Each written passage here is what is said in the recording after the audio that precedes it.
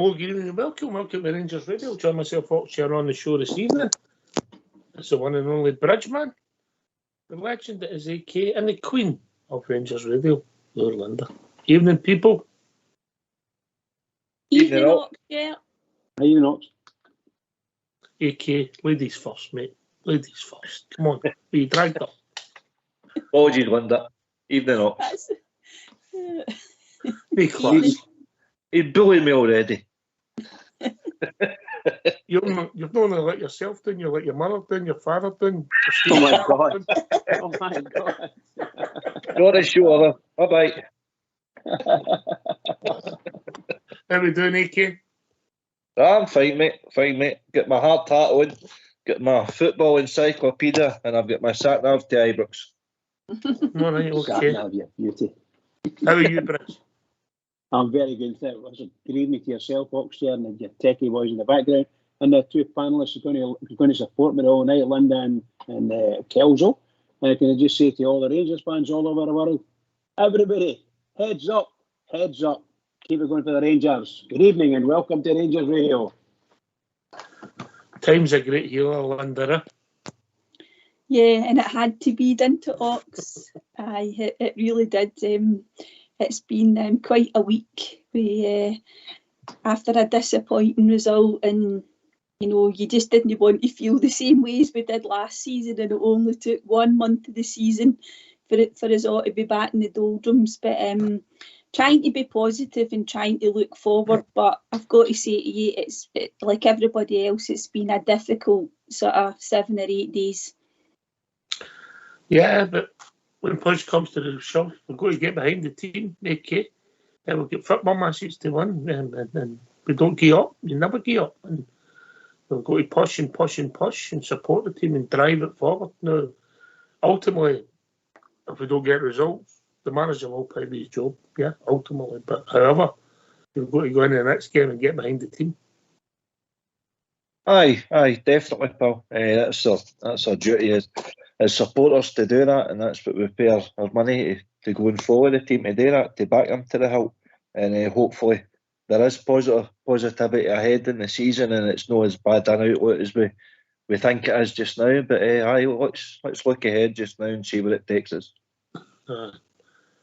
It's funny, maybe the international break came at the wrong time. If that makes sense, Bridgeman, or maybe it came at the right time. For some of the Rangers fans, I would admit, some of us sitting here tonight maybe enjoyed that wee break away, you know, and we're all upset and all the rest of it. I was raging and really upset about my club and so on and so forth. But it can't be that bad because nobody's come out and said anything. Lots of rumours, of course, but nobody's come out and said anything. So we have to live by it and see what happens. Hopefully the club will tell us what's going to happen, if anything, and we'll march on. That's all I can say about it, other than still disappointed. You're right, Oxford, I'm very disappointed. If things don't change, they will remain as they are, Linda. Simple as that. Yeah, I mean, the thing about it is that it's all a results-driven business, isn't it? You know, I think it's just been the manner in which they've played in some of the games, and we thought it was going to be a more open style of play and lots of goals because of all these forward players that we've signed. But we've got to be mindful of the fact that it does take time for lots of new players to gel. I just think, you know, last season we had a couple of really terrible results in Europe and in the Old Firm games, or it was actually even before the European games, and we didn't play very well. And there's a sense of deja vu there, I think, Ox, and I think that's what's maybe, you know, upset us, you know, more than probably what it should, because it is early doors. But as you say, if things don't improve, then there's only going to be one conclusion, I'm afraid. For you, AK, is it just results or is it the performances as well? I think we would accept performances if the results was winning, and obviously, as Linda just said there, it takes time for relationships to build and players to gel and the manager to get his tactics right to accommodate the squad that he's got. So for me, if we get wins and we can see some sort of relationship and style of play and better going forward, then I think the two of them come hand in hand together. But first and foremost, our club's all about winning, first and foremost, and that's where we need to build our foundations of success. Yeah. I think we've been disappointed in the style of play, Bridge, also, as well as the results. Well, actually, the performances, it's been the worst kind of nightmare for some folk who, some of them actually predicted that this type of thing could happen dead easy. And sure as shooting that did happen. So, like, there's nobody can say it on this panel what will happen tomorrow. God's sake, we should be able to say we're the Rangers. We should be able to go and beat whomever, St Johnstone away to home. Surely we should be able to do that, but we can't. In our heart of hearts, we can't, because we just don't know. The previous couple of games have been horrendous for us, horrendous. It'll be interesting. I'm sure we'll start building up to that on Wednesday. But what I wanted to do to use these, maybe get your mind thinking in that. There's a whole lot of factors to being a manager, Linda. Yeah. How you build a squad, the legacy of the squad, economics come into play, how successful you are. People could maybe argue, well, Guardiola, best manager, won the treble last year, but was it so much your feet as maybe say what Brentford are sitting in that league? Don't know if it is in some quarters, with the money he spent or the short time he's been there a few years now, but he spent a lot of money, so and had the pick of the top players. So is it a feat? I suppose it is. I suppose it isn't. It's up for debate, but just in our managers, I wanted to challenge you to think about your top three managers. Now, no companies right away. I'll give you time to think. So I'll come back to you at 5 to 10, AK, yeah? Aye, tomorrow morning. But based on economics, success and legacy, yeah? Yeah, if that makes sense. Just have a think and be an argument for what your top three is. Yeah, we'll take them in reverse order. These are going to have some similarities, and what's important to you in a manager. And it might be a generational thing. You've got they two, Linda, of a certain generation, and you've got us, the youngins, yeah? Oh my God. Absolutely. That's not a slur on you, Linda, of course. Thanks, Bridge. Right, have a think about it. But in the meantime, we'll get these phone lines opened. If that's all right with you three. Yep. Yeah. Bring them in. Absolutely. Let's hear from you. Why don't you give us a call on 0141 356 1972. It's your show, it's your platform. Let's hear from you.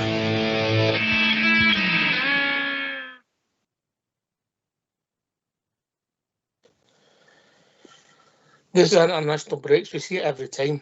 It's a long couple of weeks, Linda, isn't it?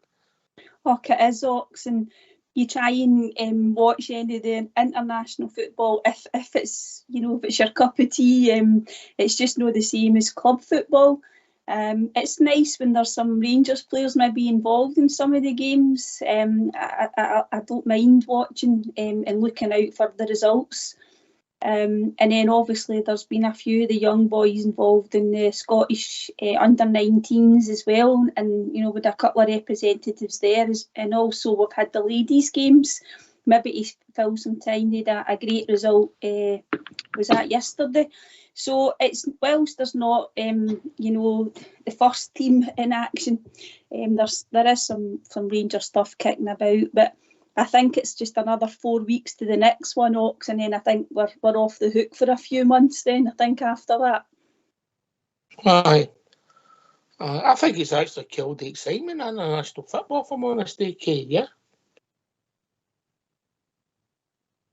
You've possibly got a point there, because they used to be like staggered then quite a bit, didn't they? Rather than like 2 or 3 games at the same time. So you kind of used to look forward to them. But I think there's a lot of Rangers supporters out there that they're a wee bit kind of undecided about whether to back the country as it is, the way football's getting run here now. And there's people out there that will support Scotland, and people will not even turn the telly on to watch them, and rather go and watch other countries. That's their individual opinion there. But speaking personally, as a boy, I used to look forward to watching Scotland in World Cups and stuff like that. You became accustomed to them qualifying and did pretty Was well. that the 58? Was that the 58? Not quite. But no, I enjoyed watching Scotland as a youngster, but it doesn't have the same appeal for me now. That's just me personally. I don't think you're alone in that, mate. And by the way, I fully understand people's negativity towards if you like, some of the Scottish support and the people running the game. I think we all get it, Bridge. I think we all understand it, yeah? Yeah, I think Gildo said it quite well as well. The truth be told, there is me, I can talk for me, perhaps 100%. I am not interested in anything to do with Scotland at all. It's a completely different people that are running it from when all the people I've ever known is getting run the worst way possible, but it may suit some.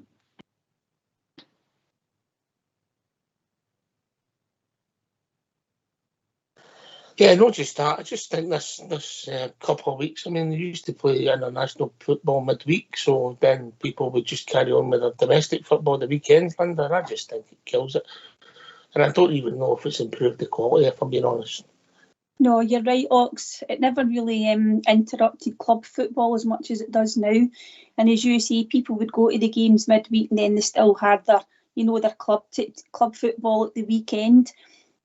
So I do think this fortnight without supporting your own team, and it's not just Rangers fans that feel like that. If you speak to the fans of other clubs, the majority of them do feel the same. I mean, I take the guy's point about the running a Scottish football, and that's another debate in itself. But I'm starting to come round to the Scottish national team a wee bit more now because of some of the players that are involved. You've got, guys that have got a bit of association with Rangers as well, and that's quite important to me. But Billy Gilmore and Nathan Patterson, a couple of the youngsters that are coming through, and we've also got Ryan Jack and John Souttar, but we want them to come back fit. I do understand that. And I know I don't have any difficulty with the opinion that people don't want anything to do with the national team. I don't think a lot of us will ever forget the fact that Ryan Jack got booed as well. So there's a whole combination of things. But I'm starting to warm to a wee bit more, Ox, just because of some of the players that are now involved. Maybe it needs regime change, and we might want a wee bit more, Linda. Yeah, absolutely. But I'm always wanting to change governments. That's just me, AK. Yeah, a rebel with a cause. No, a rebel with no cause, mate. And no clue.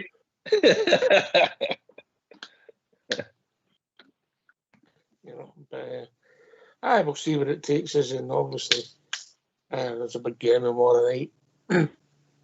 But for us, the priority has always been the Rangers, Bridger. For me, yeah, 100%. There was a time I was a fervent Scotland fan. I went to all the home games.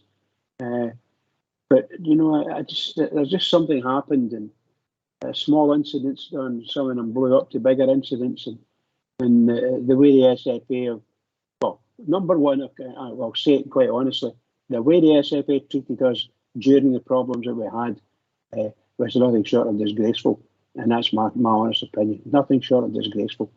And if it hadn't been for people like Alan McCoy and even that big fella Charles Green, they would have trampled us right into the dust, and we'd never get playing football again. That's what they would have done to us. And fortunately, people stood up, and the fans, of course, stood up to them. But there's very little you can do if they don't turn. If the SFA hadn't caved in, then that would have been it. It would have been done. And by the way, they're still doing the same thing today. They still don't want us there. They don't want us there. They want the fans, money and all that, but they don't want it. They want Rangers. London, I've been sent a message. It wouldn't be fair to say who it was from, but if you were picking a Scottish player as a cardboard cutout, past or present, who would it be? I'm struggling. I'll go for John Suit. I can't think of anybody else. Past, is that right? John Suter? Sorry, past or present, it would be Alan McCoy. Sorry, and a closely run with Davy Cooper. Oh, John Suter? Sorry. I just left the present. You're in the shout here, AK. Better with David Hodge. No, quite. Oh, dear. John Suter. They're first in opinion. Sorry, Ox, I only heard the word present. Oh, what about Joe Jordan without the teeth? I don't remember him. Whatever floats your boat. Yeah, Rangers for everyone and anyone, AK.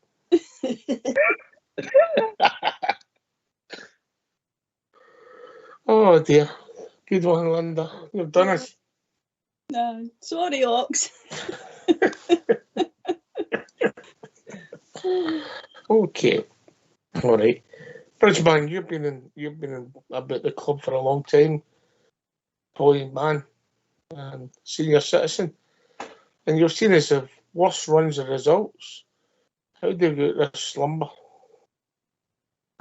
You know, I said my piece last week when I was asked succinctly by yourself, stick or twist. As far as I was concerned, we need to twist. We have to change it. But we can't go on. I'm not being funny when I say this. But virtually every Rangers fan is going to be sitting in hot nails, really. It's just sitting there wondering what's going to happen. One more defeat is going to be another disaster for us. And we the fans, I'm including myself and the fans here, they're all concerned, absolutely concerned. We want it all to be good, but I doubt very much if it's ever going to be good. It's going to take a mountain for Mr. Neil to climb up to be able to get his trust back with the Rangers fans, and that's my honest opinion. I don't know how they're going to get out of it, other than put a new manager in. Is that the only option, Linda? I just think he has to start winning football matches. It's as simple as that for me. As I said earlier, we wanted the performances, we wanted the really good football. If we start to win some matches, that may come, because I think it will be down to that. Because, like as Bridge says, if we even lose like another game and domestically, that's going to be something that he might not recover from, Ox. But for me, they just need to start winning games, and let's see what happens. And that starts on Saturday.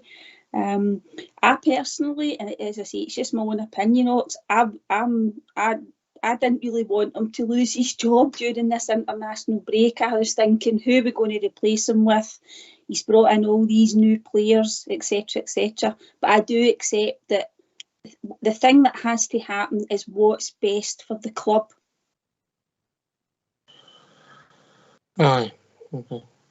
There's two sides to the coin, AK. People say make a snap decision with emotion and looking at the results, and then the people who maybe run the club have got to be cooler than us supporters. Yeah. Aye, well, Ox, you'll know better than me and people with the figures in that. A board can make whatever decision or non-decision they make an impact in how the value of the club is. As I say, you'll know more about that than me. And if the club's in a kind of, on thin ice, so to speak, as we're now, we're manager, the indecision causes a lot of kind of problems in the stock market and with buying and selling shares and stuff. So all the factors they come into. As supporters, we don't think of that right enough. The business people, that's their concerns. But us as supporters, we just don't know where we're going ahead. and we need to either back him or sack him or stick or twist, as we say. But we can't be just like one game at a time with him and then No, make a there's no decision. strategy then. There's no strategy then, is there? No, that's what I mean. That's no good for Beale. That's no good for us, and it's no good for the club. I get to a point sometimes, AK, where you say, well, we can't afford to sack somebody. No, you hear that quite a lot, don't you, in football, you know? Yeah. But yeah. the problem is when you're having that conversation, can you afford to keep somebody? Because if your interest wanes, your merchandise is wanes, you lose a bit of the support, you could end up worse off economically, you know? It's a difficult call to make. You know, I seen. Sorry, no, I'm just saying a wee bit today that the Euro packages is a slow sale. So that's a reflection of what you're actually saying there, Rox. You've got to get that. Obviously, they've just went in public sale. Yeah. They've just went in public sale, you know, and I don't know how many, what the uptake is with season ticket holders. So, you know, if you're playing well, these things sell quicker, you know, and then that can be sometimes maybe if you like, a popularity poll than anything we do on here or any podcast or any fans media or any normal media does, Bridge, because bums and seats tell a story. Yeah, of course, if they're playing well, are decent, you know, the fans are high, they want to go and see them, no matter what it is, they want to go and see them, and they follow, think it kicks in, and it kicks in well. The boys on here, some of the boys on here travel to all the away games, or nearly all the away games, and they're quite happy now. I don't know, obviously Big Stevie for the drum may in fact still go, but I think some of them will be having a wee bit doubt about the travelling. And obviously, when these sort of offers are put out for the tickets to go abroad, they want them to be picked up as much as possible, as quickly as possible, so they can book the seats on the planes and so on and so forth. All these things are obviously crucial, and we want the fans to go. We want the tickets to be sold. I just wonder how Rangers are going to do that by not speaking to the fans for 2 weeks.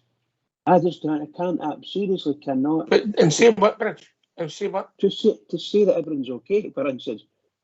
Obviously, there's two sides of the coin there. They've got to watch. Remember what their job is. Their job is obviously ultimately the business as a board of directors, which encompasses the football team, MAGA. They'll not come out unless they've got something worthwhile to say, or saying nothing sometimes says that they're supporting them. They're not going to come out with a statement every time we lose 2 games of football, mate. No, it's not just losing 2 games of football, may I say, and the greatest respect to everyone. It's been a disaster.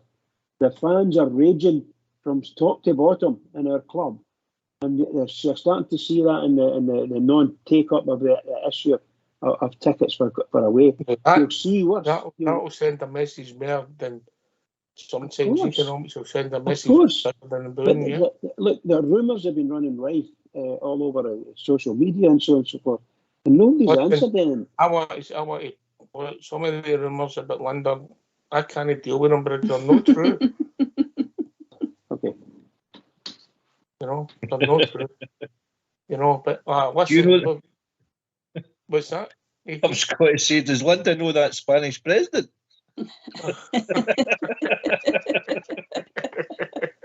Yeah, you certainly know a cardboard cutout choice anyway.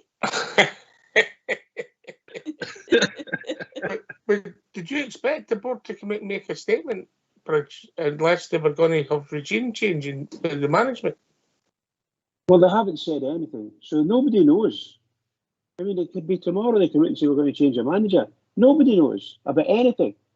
And if they just don't come out and say anything, then people are going to think, just like we're all saying now, there's not going to be a regime change. Nothing's going to change. We're happy.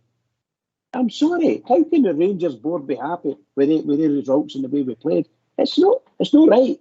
But if they turn around and say what we're going to say is we're running, there's no problems. We don't have any problems, and we're just going to march on. Then the fans might buy into it. I don't know. I wish them luck when they do that. I wish them luck.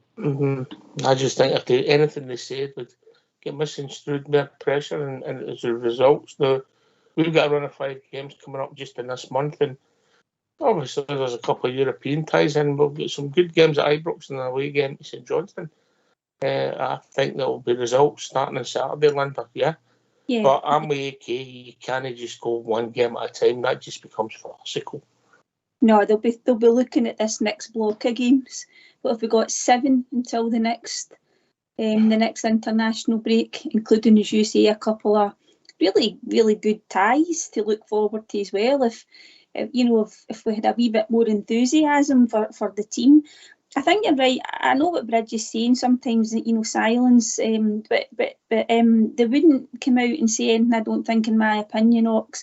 They won't be. They'll still be concerned. There'll be conversations going on about the results and also just the way that we're playing. And they'll be having conversations between them. I don't know if they'll. I mean, I'm assuming that they have regular conversations with the manager. But I think you're right. This next block of 7 games, and it might not even take that much. I'm trying to be positive. There's no reason why if they start to play the way that we hope they will, that they can chalk up 7 victories here. Here's a surprise for you. I've been joined by old David. Good evening, David. Good evening, boys and girls. How are we? Hi, David.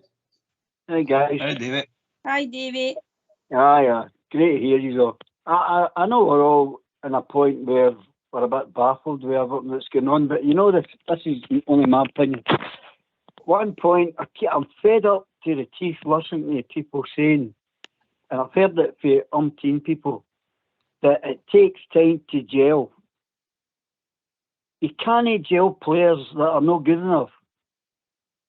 That's the bottom line, guys. You're not good enough. You'll never gel with anybody. They've had plenty of time to gel.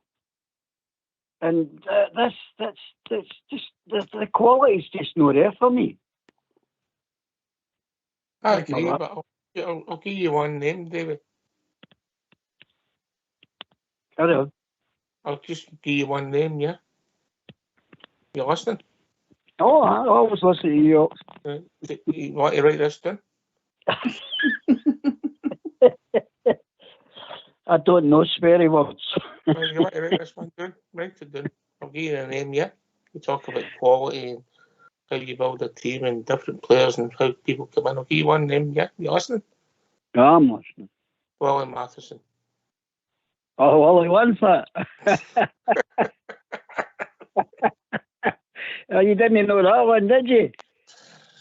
Yeah. Willie was a wee bit young before even Linda was born. But no, I'm fed up listening to guys about this is no gelling. He's not even played the same team. I don't think he's even played it twice.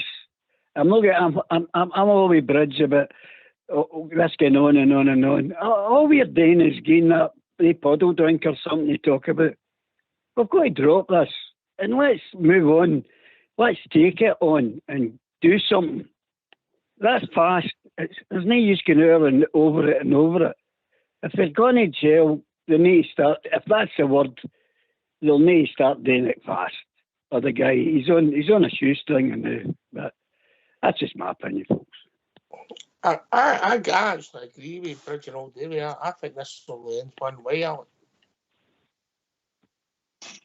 I think it's inevitable. It's like Michael Beale's on the blue mile for me. He's a dead man walking. This one game at a time is no good for him. As I said, the only thing that I think is delaying it, and I don't know who's on the board. Actually, you might be able to tell us, but I don't see like a football person on the board, like a Gordon Smith or a manager used to lean on Walter, and the directors used to lean on Walter. I don't think we've got that in the background at the club. Well, maybe Mr. Gregg, obviously, but maybe he doesn't want to, make that sort of be privy in that. It is. Yeah, happy birthday, the legend. But I think if we had somebody like that, then I think the board might be more comfortable in making that decision and then obviously making the right appointment for his replacement. But I think that the fact that it's all business guys, they're not comfortable in making that decision. We don't have a director of football there, so that's maybe part of the delay.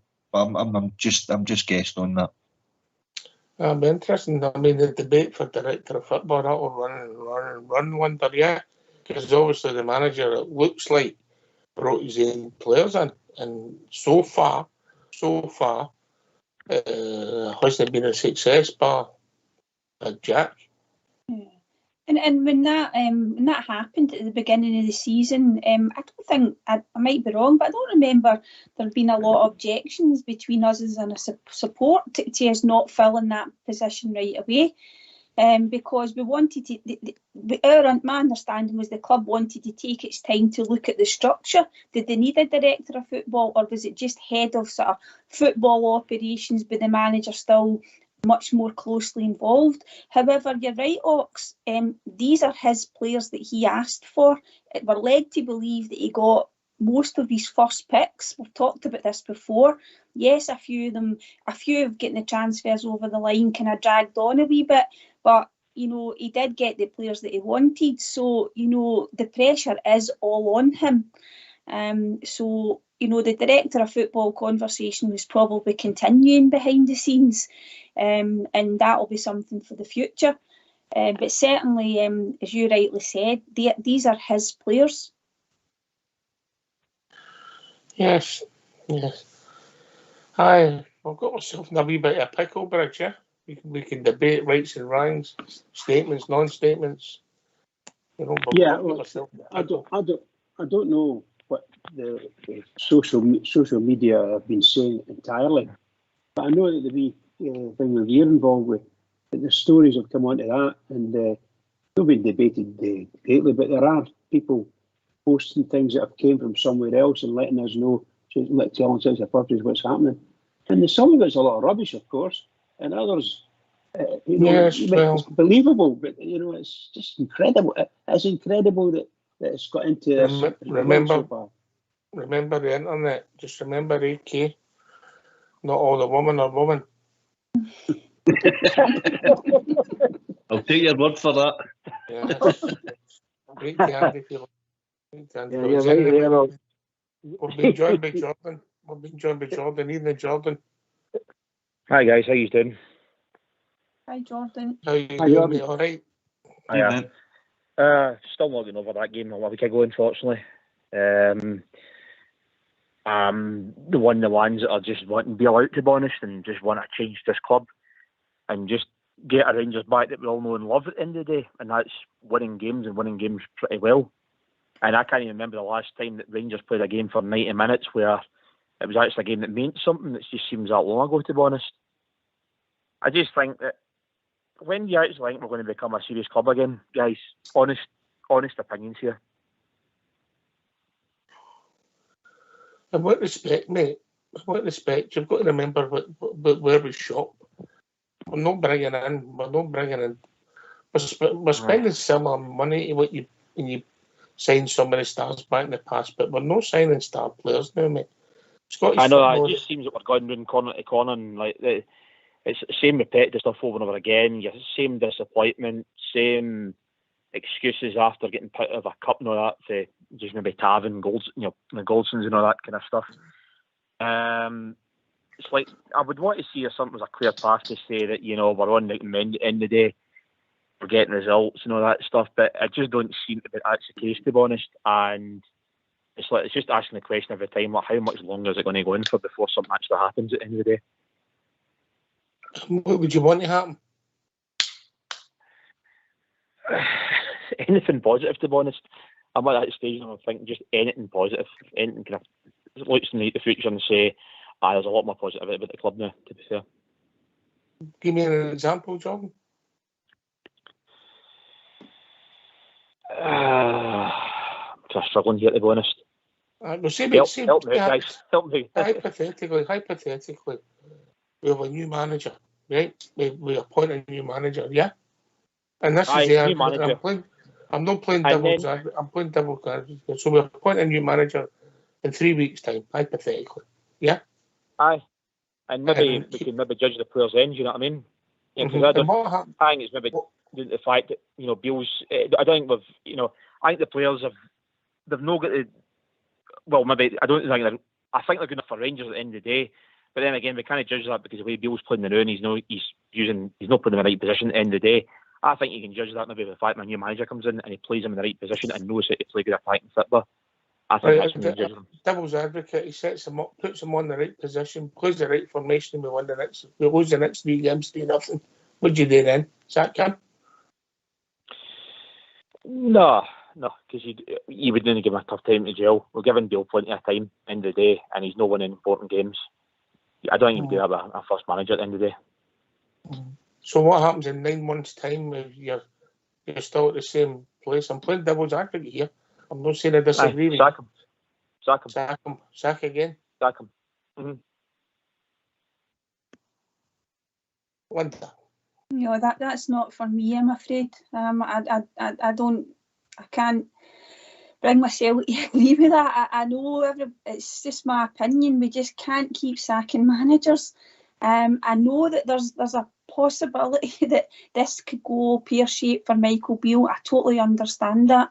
And when you're watching him, he's brought all these new players in. I know Davey's saying they should be starting to gel. That can't be an excuse continuously. I understand that. There's been some games, there's been some people underperforming in some of these games as well, right? His tactics are questionable. I understand that. He is mixing the team up sometimes, Ox. But if you think about that Old Firm game last weekend, right? And this isn't an excuse, but it's a hard fact. We got a perfectly good goal chopped off, an atrocious decision, right? That would have made a difference to the game. And also as well, it's not Michael Beale's fault that Sam Lammers misses a sitter through 1-1 in the goalie that might have got as a draw with another chance to win the game at the end as well. That's not the manager. Now, I'm not saying that he's not at fault. He should take some of the blame. And in some of these other games as well, when we're talking about this in the show over the last few weeks, some of the players should have another 2 or 3 goals to their name. They've been blazing the ball over the bar from 3 yards out, missing sitter after sitter. That's not all the manager's fault. But I'm not saying that he shouldn't take some of the blame. But sometimes it's just, I don't mean to say fine margins because that's not the case, but circumstances dictate how we react as supporters. And I think some of those players that we've brought in, they might ultimately be good enough, but some of them are to blame for the results and the performances over the last few weeks as well, Ox. Would the problem be here, AK, that a high percentage of support maybe didn't want them for the first place, so you're behind the 8 ball before you start? That's a problem. No, you're right there. I mean, personally, I don't know about you guys, but I didn't think that he wanted the position. I mean, less than 6 months he was in the position at QPR, and I don't think he'd a very good record there. You just look at the last 8 years. We've had 6 managers with Warburton, Caixinha, Murty, Gerrard, Gio, and now Beale. It looks as if it's gamble after gamble after. The only one with a wee bit of credibility in his CV was probably Gio. The rest of them are just like, we've obviously got to look at the financial situation where we are at the time. I thought Warburton was a good appointment in the Championship. We were playing some good football, but as soon as we went to the Premier, he couldn't handle it, and he looked to the get out and slugging it into the door with Davy Weir going to Nottingham Forest, and it was just Caixinha was out his debt. Murty was a coach. Gerrard was given time, and I think a lot of the psychology in the Rangers supporters, because we've had that tough, 4 or 5 years before Gerrard got there, that we were willing to give him time. And to be fair, we could see a wee bit of progression in every step, and obviously it led us to 55, but unfortunately our cup record was abysmal under Gerrard. Beale was his coach there, and obviously partner was there before it comes to Gio. Brilliant success in getting to Seville. We win the Scottish Cup, but he blew the league, and then obviously players kind of let him down. The board didn't back him, and then we lost the support in it, just as if it's running the same course. So I can see exactly where Jordan's coming from. Big Al summed it up. 12 years of hurt. When are we going to start seeing light at the end of this dark tunnel? Well, So, Bridgman, do you feel that? Did you feel that when he got the job? Did you think it was a good appointment, or is that a legacy of the previous director of football? Well, my honest opinion was I didn't want Gio to get sacked, but he got sacked, and I had no complaints about that. Michael Beale come back to Rangers because he'd been at Queen's Park Rangers. Don't know a bad outfit. I don't know what the history was as far as with him, but I had no complaints about him, and I thought he was going to make it and make it big sell. And my goodness gracious, if he was trying to get up the ladder, whatever's happened the last two games there, it's dropped him right to the bottom of the ladder again. So he's got performance-wise, he's got a long way to go. And I mean that, and I would imagine in the eyes and ears and the hearts of the Rangers fans, there's a lot of mistrust there as to what's going to happen with him. So, you know, I did like him. I liked him to come. I don't have any problem with the guy coming in, but no for these results. I'm sorry, it's far too poor for a Rangers manager.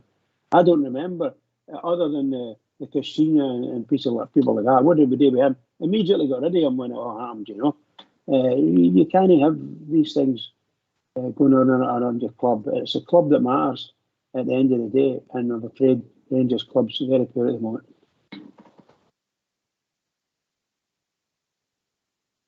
I'm not saying that I disagree with you, Jordan, about the potential change of the manager. What I'm saying is, where does it stop? What do you mean? Sorry, Ox. What do you mean? Where does it stop if we bring in a new manager? You let him sign a load of players in January the next summer, and then we have a bad result in August. Do you sack him? Not after one game, no. It all determines, trophies at the end of the day when it comes to Rangers. That's based on. Is Michael Beale one of the few managers in Scotland still in 4 trophies? True. But given what you need to think on just now is given his previous track record that he's had, every big game he's failed in. I would love him to prove the ring and turn it round. I would like any supporter would. But right now I've not got any confidence in him. The one thing I'd love to do, as I say, is for him to prove me wrong. Mm-hmm. But I've got no confidence in he's going to do that. So it's up to him and the team to turn it around at the end of the day and prove every supporter like me wrong. And I'd love to turn around and say I was wrong about him. I wanted him gone, and I'm so excited. I've got faith in him. Maybe the one right respite we've got just now is the fact that they're at the cup and then we're still in at the end of the day. It wouldn't be much, but it would maybe give me some respite to say, okay, let's see what he can do at the end of the day. But right now, I'm leaving confident we'll win the League Cup, and that's been brutally honest. No, I don't think he's alone with that, Linda. Is he? Any thoughts? No, and it's a sad indictment of where we're at, Ox, because we as a support would think there's only one team that can prevent us from winning trophies in Scotland. That's the way it's always been. And I know you get the odd time where that doesn't happen, but the majority are won by either us or them. So when they go out, you think we should, as a support, we automatically think, well, come on, surely to goodness we're going to win that cup. Because, I mean, it might be academic, it might not be here, but certainly if he didn't go on and win that, then, I don't know, I can't even contemplate that, to be honest with you. The thought of us not being able to win that League Cup with our main rivals out of the competition, it just doesn't bear thinking about. I can't contemplate that, Ox. No, you're not alone in that. You're not alone in that. David, didn't you come, mate? Get your talking with him. Yeah, the boys got a valid point, but I think the board, regarding the Beale scenario, I think the board, the previous board, when they appointed him for that job, I think a lot, the way they're thinking was, well, he'd done it with Gerrard. He knows the setup, he knows the game, and then they jumped and threw him in, hoping that it would be good, and it's just no turned out. At this moment, it's not happened at all. No, and if I'm being honest, Jordan, I'll take after you go to Bridgeman. You know, with the shape and the performances, it doesn't look as if it's going to happen because it looks as if we're disorganised, we're void of ideas, we're We've been that strikers, for a long time up. and we're losing goals. We've been that for a long time. Even the late signs of the season 155, the warning signs were there probably around about the Slavia Prague game. For me, the change should have happened in the summer, you know, with getting rid of players and getting new players in. It didn't happen, they prolonged it, and then that was the start of our downfall, to be fair. And then obviously the instances where you did reputed League Cups as well. So mostly it was good that season, but there were still warning signs it was there and it needed to change at the end of the day. But that never happened, unfortunately. And that's kind of where we are just now, because we've prolonged with a lot of the dead wood that are still here, and we're still conceding poor goals and shipping away points that we should have been winning at the end of the day. And ultimately that's costing us the league. Bridgeman? Can I come in on that? Yeah. I don't know. I wouldn't say that it's cost us a league, because there's a long, long way to go. But we have to improve. Previous league, sorry. I meant previous league, sorry. Okay, but we have to improve. No, there's no doubt about this. We have to improve, and we have to improve quite dramatically. And the man, him and his team have got a massive mountain to climb. There's no two ways about it. A massive. Everybody knows it, so there's nobody going to deny it. Huge task he's got ahead of us, and the board as well to back him. Now, what are they going to back him with? And we've got a long time to go before the window. And I say it, my heart's broken with this. I cannot believe that my club is the words that you mentioned about Big Alfie Australia saying. We've said similar in the past. We've managed to get over all these problems, and now we can look forward, blue sky ahead, and we can take all these things on the chin. Sorry, that you can't take in the chin. That's just like stepping back 5, 6, 7 years. That's like fighting through the second and third division, fighting every week for it again. I know we won it again, most of the game, but my goodness gracious, it was a fight and a slog for the fans. And we want to be able to play football, and we can, and we want to get players in, and we've got them. Now we want the same guy that's buying the players to get the thing right, and it's not happening. No, it hasn't happened up to yet anyway. Linda, have we bought the right players? Have we bought too many similar players? Have we filled us with number 9s and number 10s? We've got no width in our team. We look short at centre half. We look maybe short on one midfield player. Yeah, well, we've got all these players, and if you look at it, they're all, I can play at number 10. He's a good number 10. Yeah, Lawrence, Lammers, Cantwell. Yeah, you could go and then you get 3 centre forwards. Yeah, you know, and then if no others, one player, Matondo. You know, let's be honest. If a bid had come in the summer, we'd be quite easily. Easily. Yeah, definitely, Ox. And the Danilo Dessers is a kind of awkward one as well. It's a strange one, that, because you wonder. I don't know if I'm right in this, but I think Danilo was the number 1 target, and I don't know if he was 100% sure that they were going to get him, and we went and brought Dessers in. I just think the two of them, I think, are through the middle players, and then we're trying to shoehorn Danilo into maybe playing one of the wide positions. I mean, our understanding, when you read things about him and people talk about the players that have played with him, he's a centre forward. He plays through the middle, and you're right about all the number 10s. We already had number 10s at the club, so I don't know. That's a worrying thing as well, because he's been trusted. He's identified the players, whether or not he thought that they could maybe play 1 or 2 positions in the front 6 type thing, perhaps. But they're just taking a while to maybe show us that. But I think you're right. We also, as well, Ox, didn't strengthen in the defence. And that's been a major concern for most of the fans too, isn't it? Aye, right across the back line. Right across the back line, you know. Well, interesting times, Jordan. Yeah? Yeah, it is. Especially when Today you're getting players in Edmondson House and showing them what it means to actually win things with Rangers Football Club. You should know that when you sign on the dot for us at the end of the day, to run through big walls. Sometimes that jersey is a bit hard in players, but some of them just don't seem to realise that, unfortunately. But I think the next few games will potentially make or break them if he's still here at the end of this week, which I'm sure he will be, to be fair. Otherwise, and I hate to admit this, things could really get toxic, which is the last thing our club needs right now, especially what we've been through the past few games or so. So like everyone says, it needs to improve. It needs to improve from the St Johnstone game onwards, probably to the next Old Firm game. Hey, Ken, do you think he's lost the players?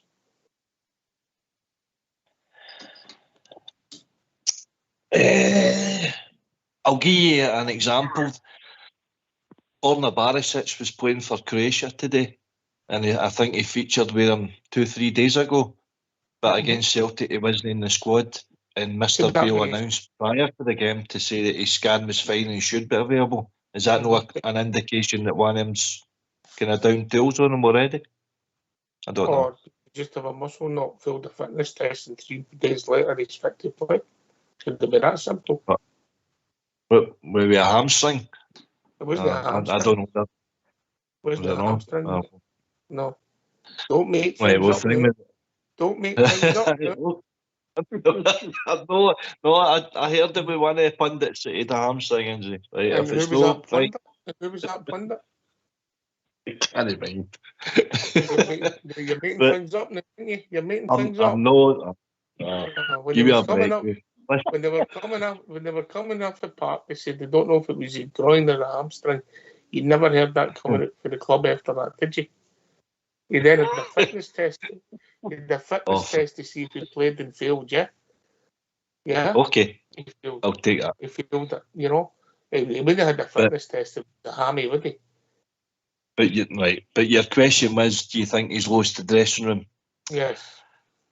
I think there's signs that yes, it could well be, because the likes of Cantwell getting played out of position, he's not having the same effect on the game. I think Raskin getting played out of position to accommodate others try to go forward. I think he's losing a wee bit of, what's happening here. It looks disjointed, front line as well. People are, as you say, we buy £6 million Danilo to play as a striker to score the goals, and he's playing out in the wing, trying to supply a guy, Dessers, whose scoring rate in the last few years has been poor. Same with Lammers. It just looks, when you look at his starting lineup, the 9 players that he signed, he was forced to play Sterling because we didn't have a left back. If Borna had been fit, he would have been playing. So we only had Butland and Dessers out of his 9 players. So 7 of them he rested back on last year's sort of players and didn't play his own sort of players. So that doesn't augur well for his new signings as well. So I think there's a lot of players in our changing room, questioning the manager. And when you start questioning the manager on everything, that's when you lose the players' respect for the manager. Are you intimating to me that there's a clique within our dressing room and there's maybe a lack of harmony? I think there's been a clique in our dressing room going back to the Gerrard days. It's been broke up a wee bit with McGregor and Arfield and guys of that ilk been moved on, but I think you've still got your Tavernier, your Golson, your Jack, they sort of guys. So I think they will have a big influence on the dressing room. Is that just no natural bridge where the senior pros will look at things, a guy at 30 odd with a couple of kids will look at things differently for a 21-year-old starting out his journey? Yeah, they'll look at things differently from themselves, purely from a personal perspective. But I don't think it should affect the club greatly, And everybody around about knows if a guy's got a couple of wins, he needs to earn money, blah, blah, blah, I'm not a great believer in these school of thoughts. I agree to a certain extent about the cliques. I think Ibrox probably riddled with cliques, and you get 2 and 3 players thinking this and 2 or 3 players thinking next thing, and so on and so forth. And it go to defenders and midfielders and forwards. It may be three. That's the three different types of cliques I would imagine you get somewhere. And I just don't know how you're going to get rid of them. I don't know. Couldn't get young boys. You know? They don't have any of these problems with them. I don't know. Or is it just, Linda? Is it just simply, could it be just a lack of confidence? Yeah, and talking about the clique situation there, you know, in any sort of team sport and team setup, you usually have kind of what you're termed as a kind of leadership group, don't you? You should say senior pros. You know, their job's to help people integrate into the squad, help them out, be there as sounding boards, but they're also a sort of branch to the manager as well. And I mean, any players that have been interviewed that I've ever seen over the last few seasons have always said that they've been welcomed and, you know, the team camaraderie, even though that, they've not won as much as we would have liked. But I don't know. Sometimes we read a wee bit too much into that. If you're getting played out of position and you're not able to affect a game, somebody like Todd Cantwell, you know, he's not going to be walking about the happiest guy in the world, is he? And it's a possibility that he'll go and speak to the manager. I just think that players are a wee bit more vocal now, Ox, and they might speak up for themselves a bit more if they're not happy. Right, you cover your ears. Fox just texted me. Who mentioned senior pros? Right. Don't know what he's coming for you, Kate. Right. I know nothing. Oh, so I'm just going to go. Right, Davey boy. And I'll let some of the young team come in. I'll just say a cheerio to Linda. Cheerio, Davey. Linda, there's Amazon's just advertised John Suter cutouts for £3. So I'm putting a tenner by for you, so you can buy 3 and keep £1 for the soaps. Right, guys, good night, and always believe we are the people, guys, nothing else. Good night. Davey. Good night. That's quite funny for him, Ox. It was pretty good. Pretty good. He's a top man, Davey. He's a top give him man. that. He's a top man. A real gentleman when we met him. I was going to say last year, but it was this year. It's been a long song. Jordan. Yep. Before we go to the tune, if you were in charge of the club and you had one move to make, what would it be? I'll need to think about that one, to be honest. I'll play the tune first, we'll sing into the spirit, and I'll come back with an answer. All right, okay. Okay.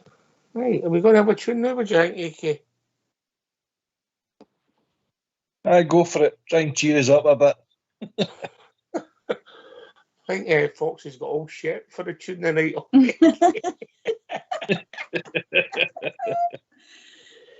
Get yourself in mute, because we're going to have a tune.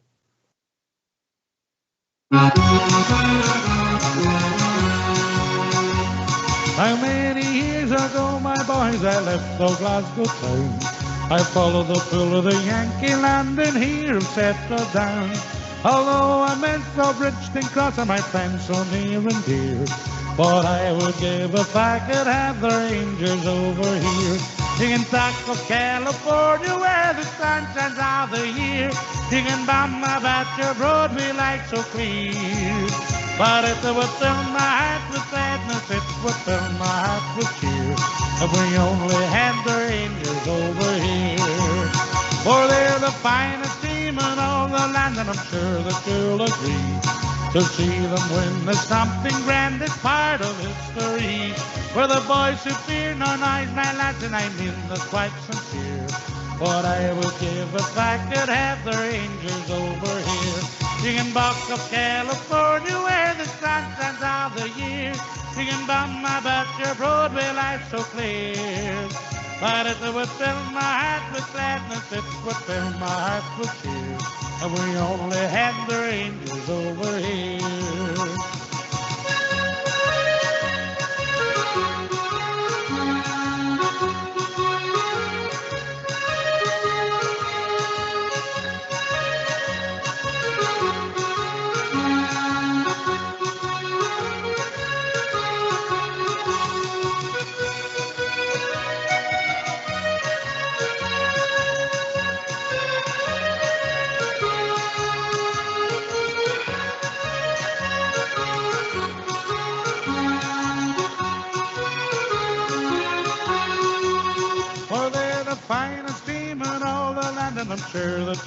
dream. To see them win is something grand, it's part of history. We're the boys who fear no noise, my lads, and I mean the quite sincere. What I would give if I could have the Rangers over here. You can talk of California where the sun shines all the year. You can down my Bachelor Road where life's so clear. But it would fill my heart with sadness, it would fill my heart with cheer. If we only had the Rangers over here. If we only had the Rangers over here. If we only had the Rangers over here.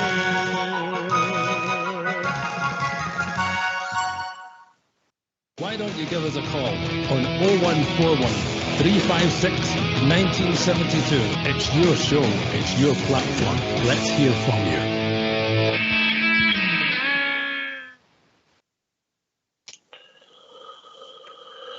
So back, right, Jordan. You're the man in charge. You're the man. What'd you do? If it was... Go on, hurry up. I've got my work in the morning. Tom Beale here. You're the man in charge. You've got to make all the decisions, price of the pies. Anything. It's up to you. Right. I was one of the board members of Guy Beale, a fantastic offer to get us to win the league and a treble this season. And if he didn't do it at all, he'd probably give me his worst nightmare, to be honest with you. I don't know what anybody else would do, but that's what I would do. So you would keep him in? Reluctantly, and I mean reluctantly. As long as he could fulfill his promise at the end of the day, I think even that would be pushing it, to be honest. All right, okay. All right. I'm on a bit of loyalty. Linda? Yeah, there's nothing wrong with that, Jordan. But I don't know. Whether or not it's the right thing to do, who knows, Ox. But I think if you asked the support and you held a vote, I think there would be a high percentage that said that he should have gone in this actual international window here. Do you think that percentage would be similar to the percentage that thought he should have never got the job in the first place, Linda? No. No? Do you think it'll be significantly different? I'm not sure if it would be significantly different, but it would definitely be higher now, because I think there was a lot of people that wanted to give him a chance for the reasons that we've touched on already. But I think it's, you hear a lot of people talking about tactics and setup. You've spoken about it a lot. The shape, it seems to be that when we look at the team, we don't see any identity just now. I don't know. I mean, you see, he got a lot of results last year when he came in. He got us winning away from home. He got us actually getting results, but ultimately he failed to win the big games, as AK was talking about earlier. But the result last weekend, I think, just basically, nailed it for a lot of fans, I think, Ox. Hi. What's your thinking, AK? Do you think when he had 22 games in charge at QPR, it was a wise move? I wouldn't say a wise move, no. But I just think that the board get the impression, the feel-good factor about bringing Michael Beale back to the club. A lot of the support was still in the kind of the shock of getting over Gerrard and him departing the way that he did. They remember the good times about winning the league and getting Michael Beale back to then bring us success. The problem for Michael Beale is he isn't Steven Gerrard, as you've said plenty of times before. The Steven Gerrard effect just had it was magnetic what he brought to the club, and it put us back on that pedestal where we all thought we should be. But Michael Beale, he was credited with Gerrard as being the brains, but as now we're seeing, I think that's a bit disrespectful for Steven Gerrard, to be honest with you. Interesting. Just got a wee bit of music to play.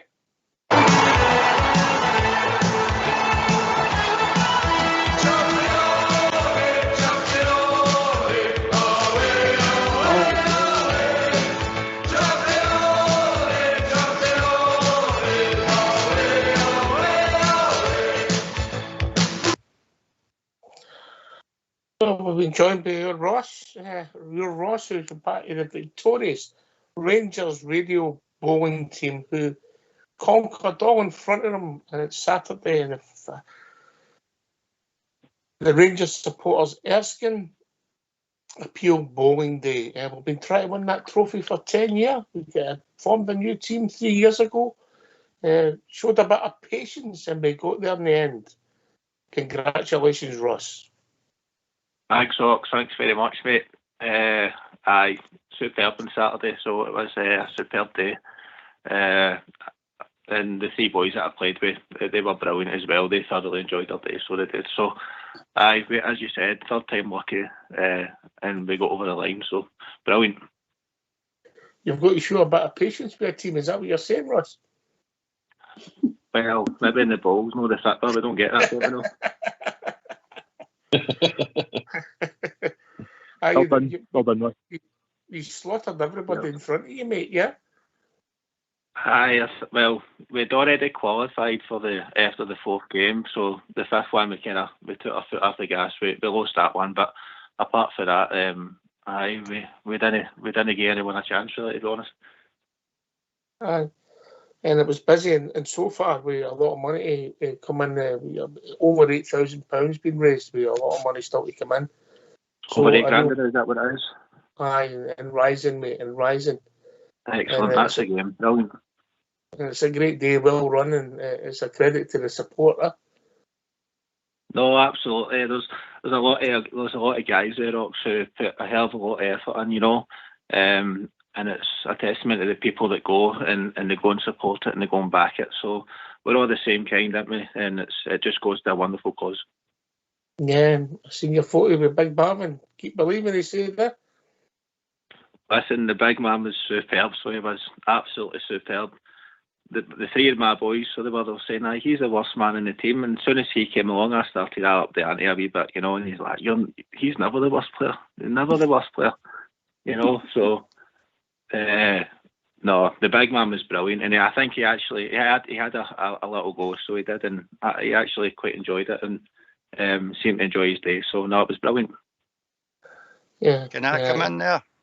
Oh, yes, Fox, in you come, mate. Yes. I'd like to pass over my congratulations to Ross and his team for winning that great competition for us, as a man who was stabbed in the back by the people on Rangers Radio, because I ran the team for 5 years before that.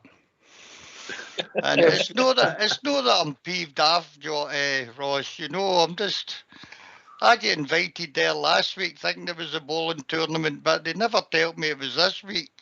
The difference between the two teams, Fox, is your team done the vodka before it started. My team done the vodka after they'd won the trophy, mate. Well, I do feel like I feel a bit like sort of Graham Murtay's here. I used Big Broxy, mate, for my social convener, and all Mac is my second in command. And between the two of them, they managed to get my teams drunk, and I mean drunk for 12 o'clock, you know. And this went on for 3 or 4 years until I just couldn't take any more. At the end of the last one, mate, what put me right off was they'd met up with a team of lady bowlers. And they had all put their teeth in a bag and drawn them out like keys for a swinging party, so who was getting away with each other. So I resigned after that. Oh, I see that you'd a lot to live up to, Ross. I know. But no, listen, Ox, thanks very much again for letting us take part. It's the best day in the calendar for us. So, as I said, we thoroughly enjoyed it and just delighted that we could eventually go all the way. So, thanks very much. No, he's done us proud, mate, and obviously coming from that part of the city myself, I've been mentioning it to one or two people, and I've been getting quite a bit of abuse back, mate. Yeah. Quite right. I think that they can get out easy, can't they? Aye. But brilliant, mate. Absolutely brilliant, and you're in it to win it, but you're in it to have a good day as well. First and foremost, absolutely. Aye. Yeah, that's as you said. We go and have a good day, and then if anything else happens, it's a bonus. So. Yes. You like to chip in, AK? Just to offer my congratulations to you, your team there, Ross. I know a couple of the guys here myself, so they're decent players. Trust you had a good day, but it's a cracking club party, and it's a very good green as well. And of course, the weather was good on Saturday, so I'm sure you enjoyed yourselves before, during, and after. Well done again. That's it. Thanks very much. As you said, the green was absolutely superb, mate.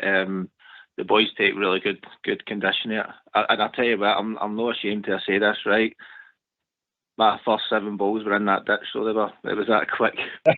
So I'm lucky enough I had my boys behind me to kind of bail me out until I started turning it on. So there you go. But no, they've got a great set up there. So the facilities are brilliant. The people in it, they're really nice people, you know. And as I said, the guys that are running it, they put a hell of a lot of hard work into it for a great cause. Yeah. I mean, that's thousands and thousands of pounds for a bowling competition for charity. It's fantastic, Linda. Okay, well done, Ross. And glad to hear you were able to keep. Glad to hear you were able to keep your mind on the job in hand, not like Fox in the past. Well done, a brilliant cause, close to all our hearts. Thank you. Brilliant, Ross. Right, well, we've both got you on, mate. You've been a winner. What's up with our team, mate? It's a system for me, mate. That's it. I think we've got the players there, but they need to be playing in the right position. Last Sunday, we were just the midfield 3 were far too deep. Cantwell's playing out in the right, Jack's playing out in the left. I really don't know what he's going to do to change it. I mean, we've not really got any wingers now, half decent ones. I'll wait to play wide. There's strikers there, but we don't really know which ones to pick for. So I've really no idea what he's going to do, but he's going to have to do something. Stick or twist, Ross? Twist. Twist, yeah? Yeah. Well, okay. Was your own thoughts that you should have got the job? Or were you happy when he came in, or were you mixed? I think it's, I was willing to give him a chance, I mean, the back end of last year when he came in, his record was all right. Well, apart from obviously the League Cup games against them in the Scottish Cup, but we started getting results in the league, which we weren't getting under Gio, and you thought there was maybe something there. Bring his own players in the summer and go again. But as I said, he's just changed it again, hasn't he? And no one really knows what his philosophy is, what his system is. I just don't get it, mate. He's not alone, is he, with that bridge? He's not alone.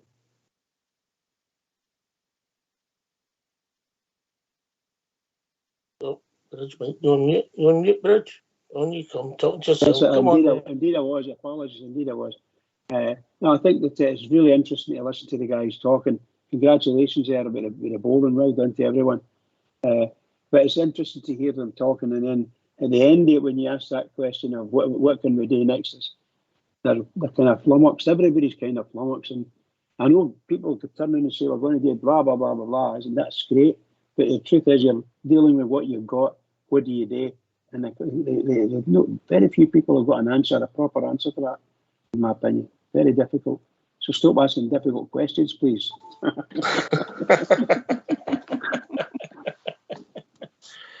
Aye, man. It's I must admit, I never seen it coming at the start of the season. You know, the first game, Ross. But when I think back now to the pre-season, a lot of signs were there, Roy, that the wheels were coming up in front of our eyes, Roy.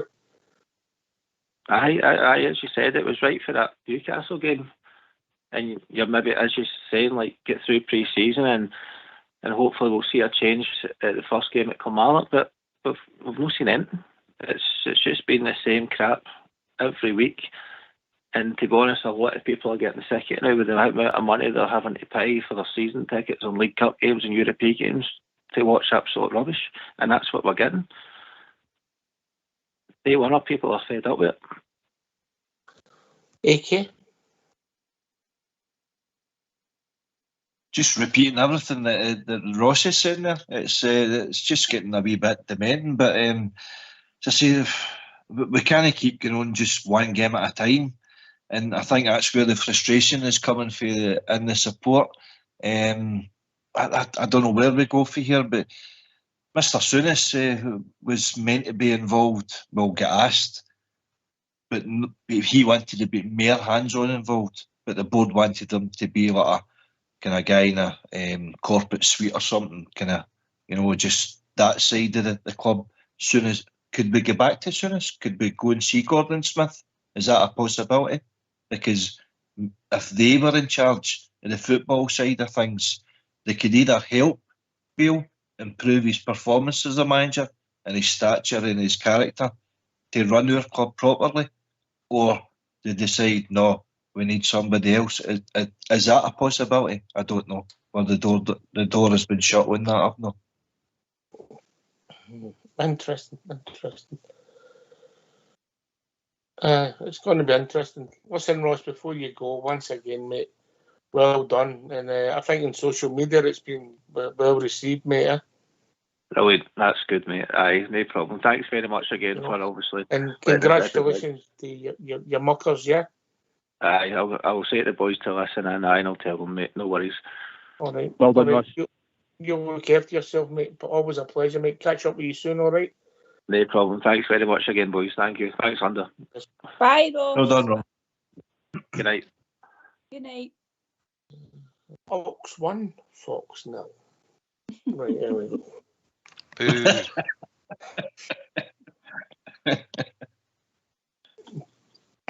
Sorry, Fox. You made a better time, but we won the trophy. Right, okay. Right, all this managerial talk, and just Jordan, have you made up your mind yet what you're going to do? Have you thought about it more?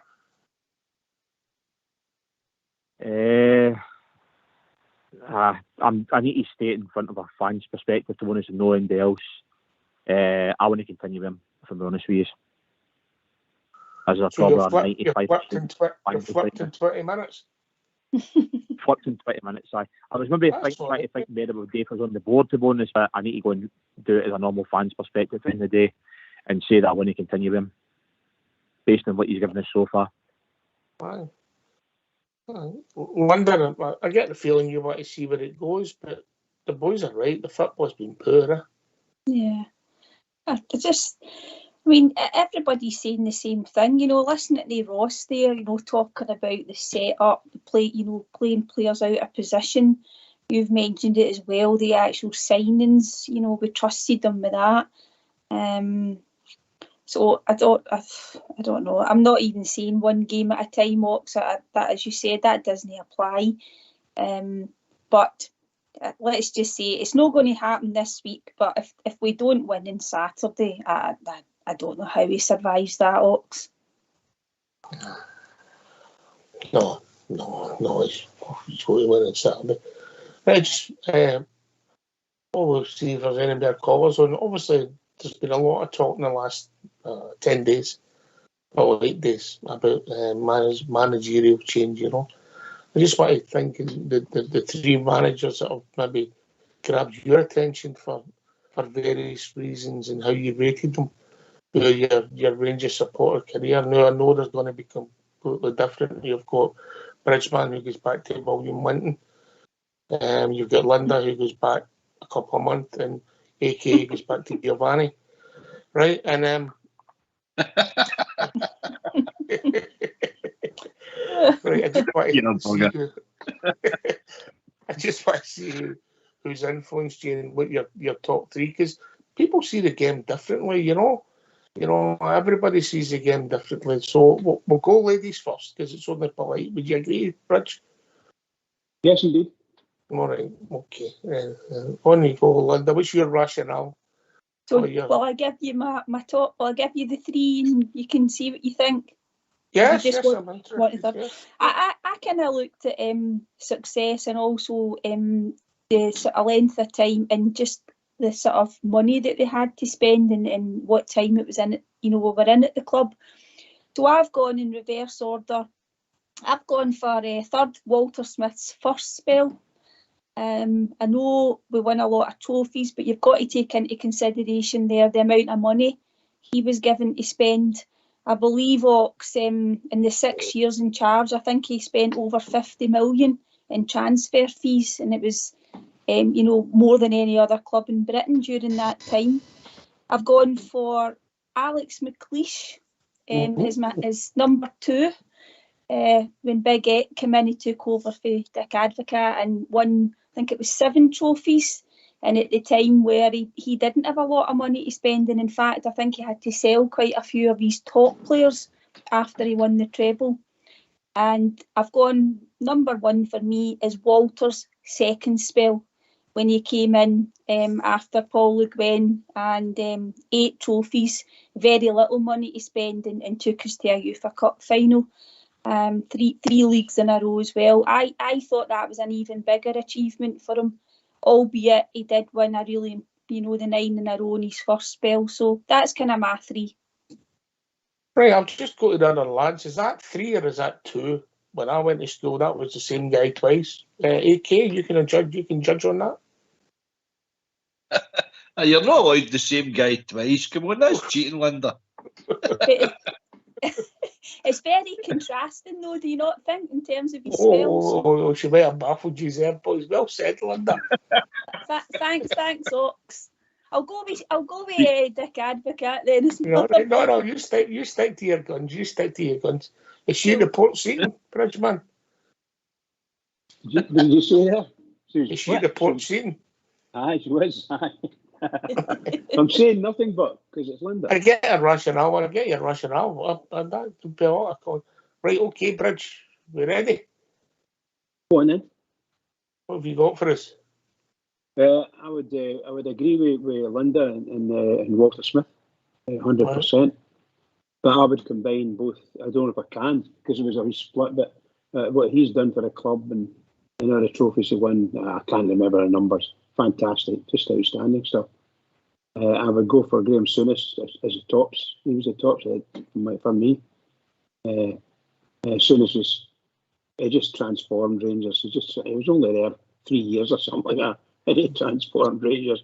And Walter took over and kept going. Just amazing to watch. But I have to say that Rangers' best manager over the years for me, Scott Simon, long duration. Just tremendous manager, and I don't know whether there was no, shall we say, there was no money worries with Rangers. I think John Lawrence, the builder, he bankrolled them, and whenever they wanted money, probably just gave them it, and that was what it was. But the trophies we won under Scott Simon is unbelievable, just unbelievable. So that's the 3 I'd go for. Okay, AK. Well, I've got in reverse order for mine's number 3 was it. Number 3, I've got Alec McLeish. Won Cup double in his first year, and they won a treble his second year. He gave us 2 helicopter Sundays. They're unforgettable for every supporter that's out there. Number 2, I've got for Souness. Revolutionised Scottish football for me. Won 3 league titles and 4 league cups. He didn't win a Scottish Cup, which is amazing. But who can forget that 89, that cheating we saw at Joe Miller with the Roy Aitken throw in. But for number 1 for me is Sir Walter Smith. The guy who's just a legend. He was Mr. Football for me. It was just fantastic, just the character of the man, the way he presented himself, the way he held, his stature, just everything. You looked up to him. He was the focal point of the full club. Obviously, Souness brought him in, and Souness said that was his best ever signing. And just I absolutely adored the man. His trophy success, I think he won 21 trophies in his 2 spells, and obviously got us to the UEFA Cup final, as well as being national manager as well. Served his club, served his country, and rest in peace. Great man. What did you think of the way Linda divided it up? Cut them in two and said it was two spells, and arguably said his second spell was better than his first spell. What's your rationale on that, AK? I can see where she's coming from. I mean, financially, he definitely handcuffed his second spell, but Walter's love of the club, that didn't, hold him back, and he realised the position of the club, and obviously the constraints that he was put under was very different for his first spell as manager, but he was Rangers through and through. That didn't, put him off coming back to the club. He was actually doing, if I recall, very, very well for Scotland. We were nearly progressing to national finals.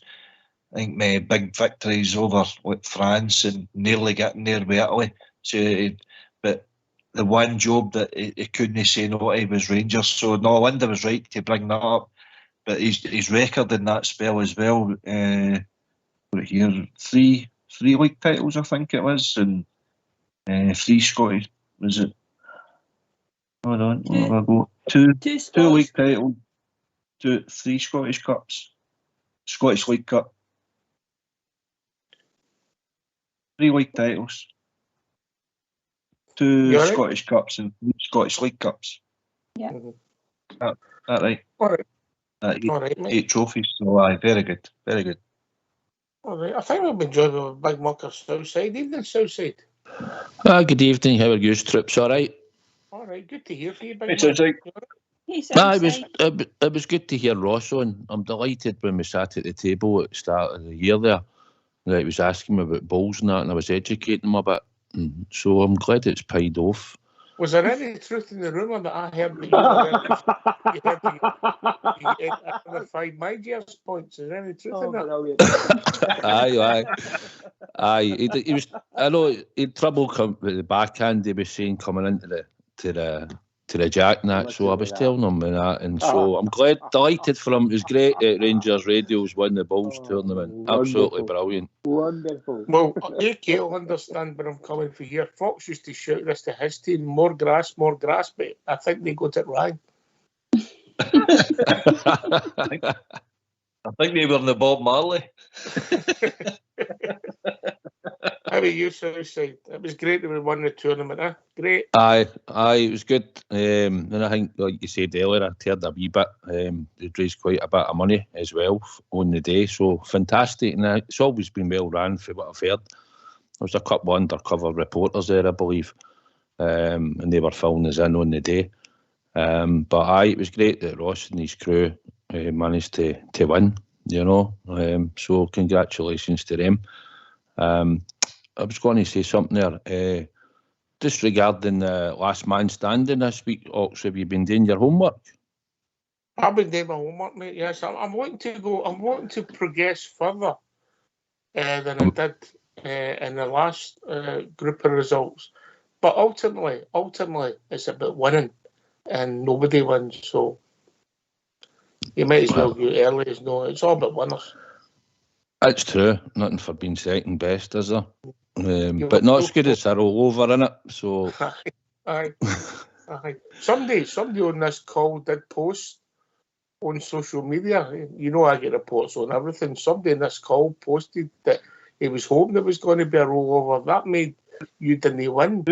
Who was that? I wonder. Yeah. Oh, right. I heard that rumour. He was actually.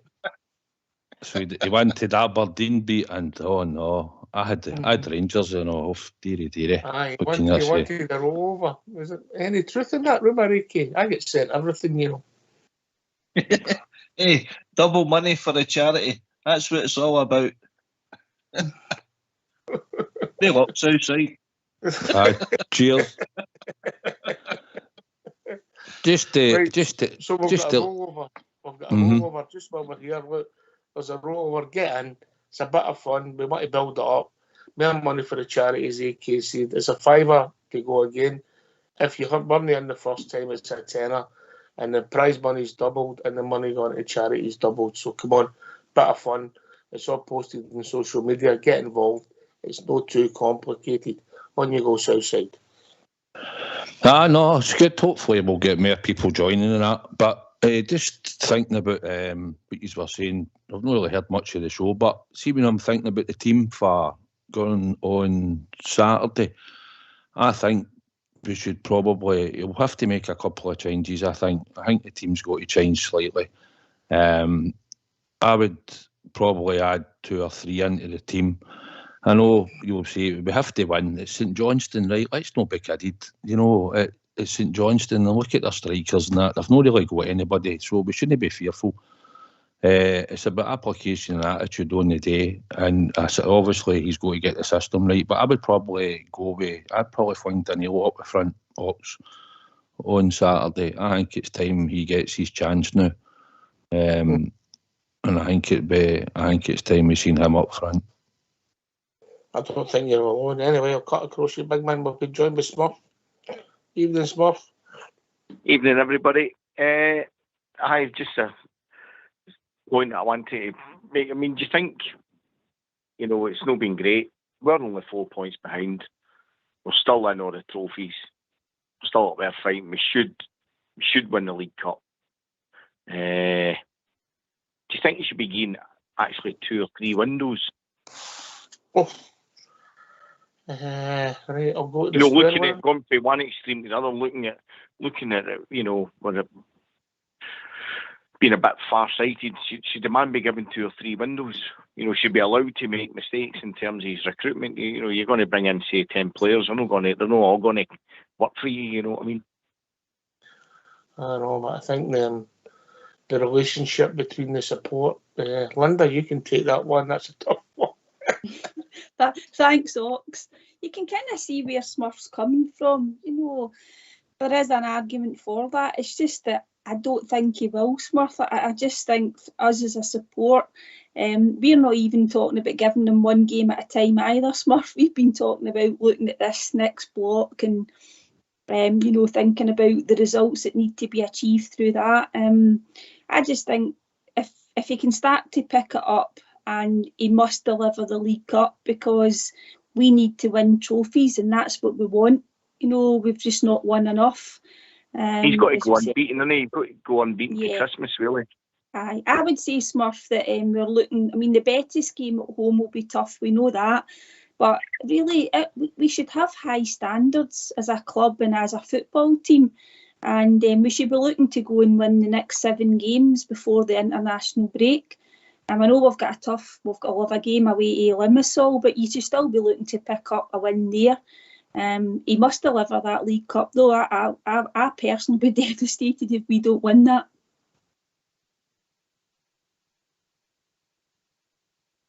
I mean, my own opinion is I don't know. We've been here before, haven't we, with previous managers, and I don't really think. I think the end's academic, but I do sort of wonder that we've been disingenuous. He's not spent a great deal of money, really. When you weigh it all up, how much has come in, how much has been out. He's on a shoestring. He's a no, but you've got to remember that the wages. It's not just the money it's been out, mate. It's the wages that's increased, mate. And remember, if you compare the budgets, and let's be honest, if you're just talking about money spent and all that, take the budget of Kilmarnock and what he spent and the new wages we've gave out to the players that aren't playing, mate. They're not playing. Yeah. Really? Yeah. Seven of them didn't start against them. So where are we? That's the problem, and people are seeing it. And once you've lost the support, it's hard. You can turn it. If you talk about one of the people have done it before, but you have to go on some run. AK.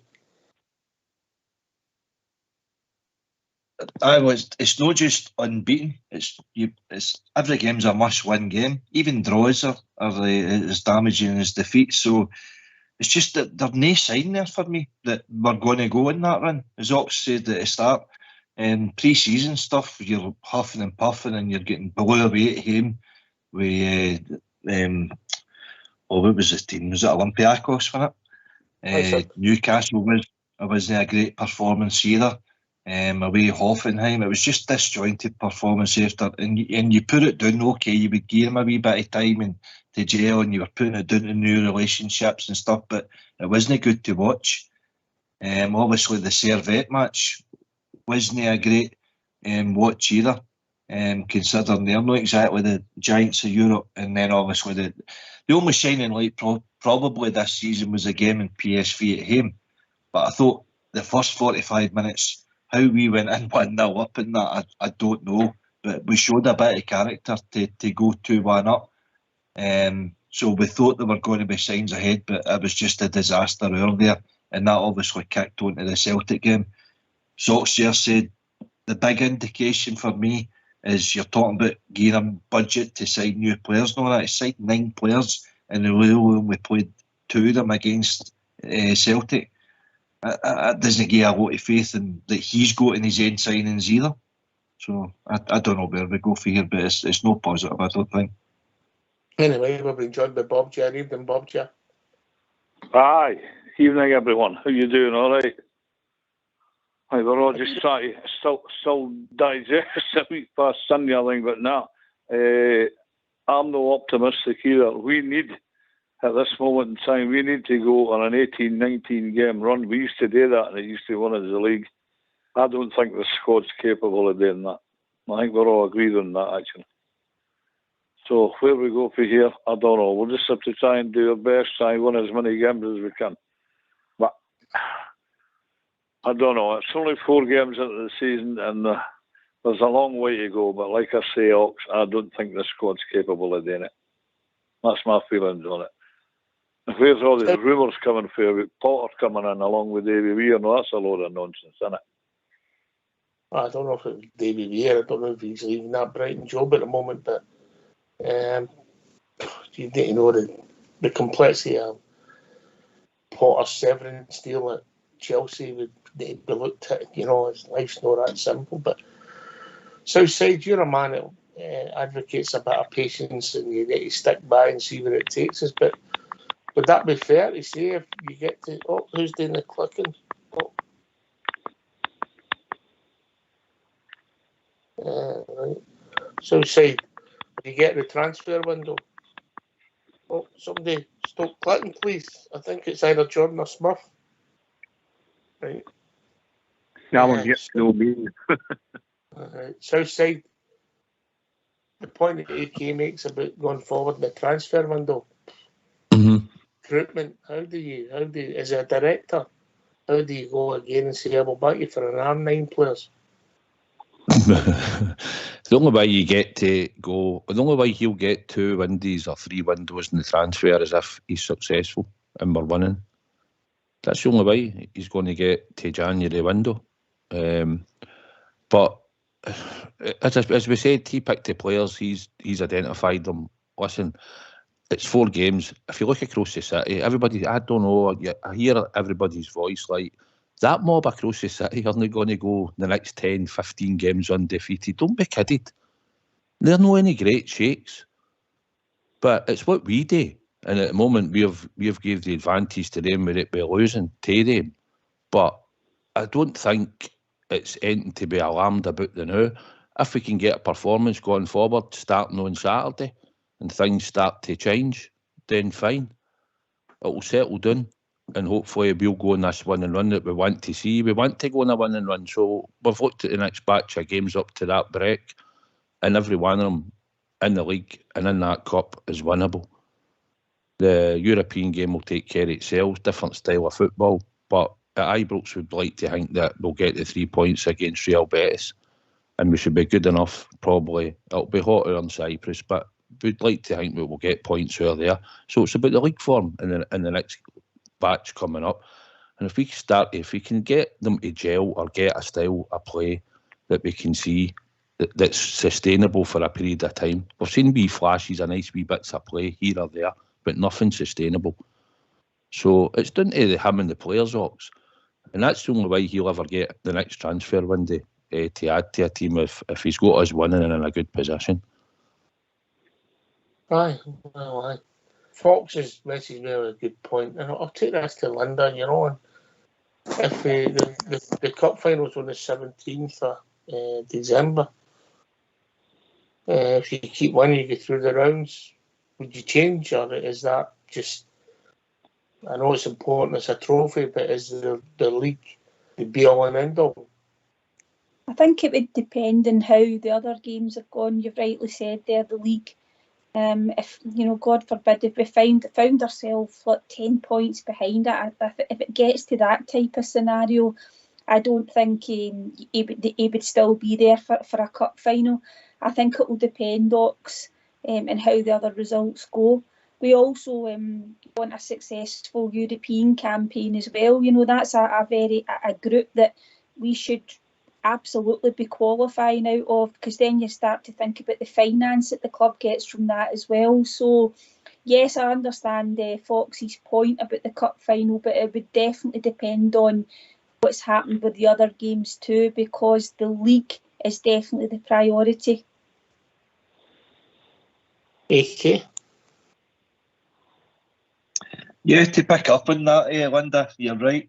But when you reflect back in what Gio had to go through and what basically was the final straw for him, it was the 3 games with Livingston, St John's and St Mirren, wasn't it? 7 points dropped in the 3 games, and that was enough for the support and the board to wield the axe there. And basically that gap maintained the entire season. I know where Southside's coming from, but they're going to get stronger. We played them at a moment of weakness. Everything was in our favour. We had a full Ibrox. They didn't have Cameron Carter-Vickers. He's a big player for them, let's be honest. The fact that they were without that, they were vulnerable, definitely, and we still couldn't win. And that's where the alarm bells is ringing with a lot of supporters. If we can't win the big games, as what Jordan said, he's had 7 big failings there, and when it's just carrying on to the next one, you just wonder where the silver lining is coming. If he wins, see if he'd have won a trophy last year, or possibly 2, which he had the opportunity today, we wouldn't be having this conversation, because we could see there was something there to build on. The fact that we didn't. What you're saying to me, if you won a trophy, go to a European final, if you drop 7 points, you wouldn't be under pressure. Is that what you're saying? No, but it's just the goalposts obviously get moved on, Gio.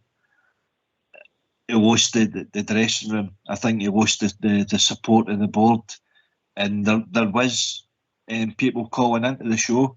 I remember last year, we weren't happy with the style of play, but we just got that atmosphere that something wasn't right behind the scenes. And I'm getting the exact same feeling with Bale just now, Ox. Is it deja vu? Bob then Smith? There is a bit of deja vu there, aye. Only the deja vus came earlier this season.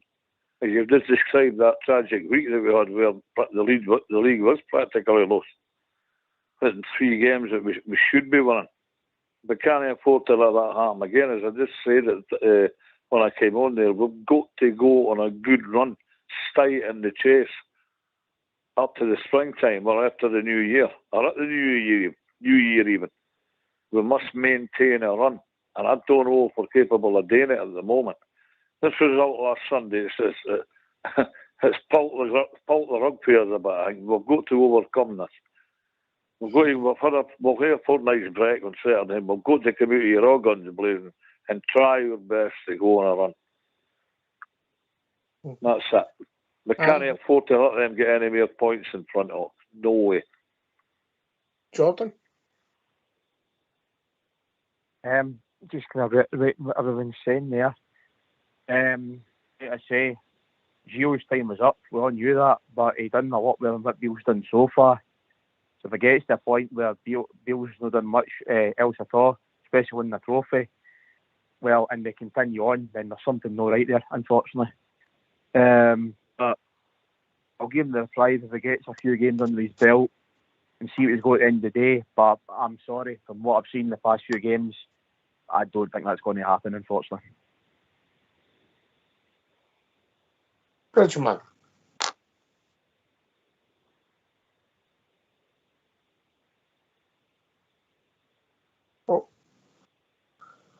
Right, okay. Southside, Sorry, Oxford. Sorry. that's all right. On you go, I was Rich. just going to say the club's got itself in a really bad spot at the moment and allowed this to happen in somewhere.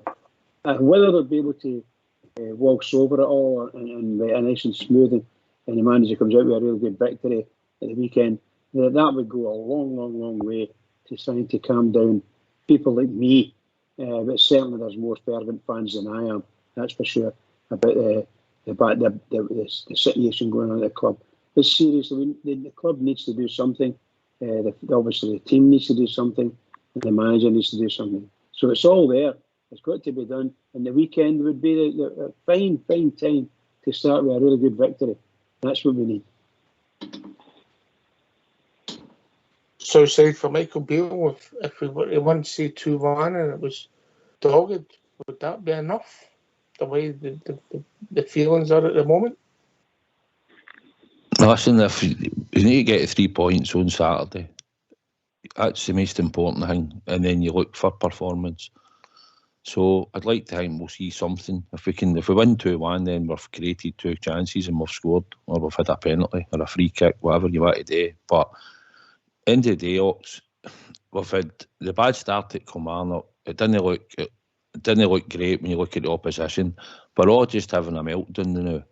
And you've got to look at it. The fact is, we've just got to soldier on, support the team now, and hope that come Saturday, the team and him will turn up, and then things will start to get better. We have put 9 players into the team. They've no managed to play all together at any certain time through different things, injury, illness, whatever. But we've not seen a style of play.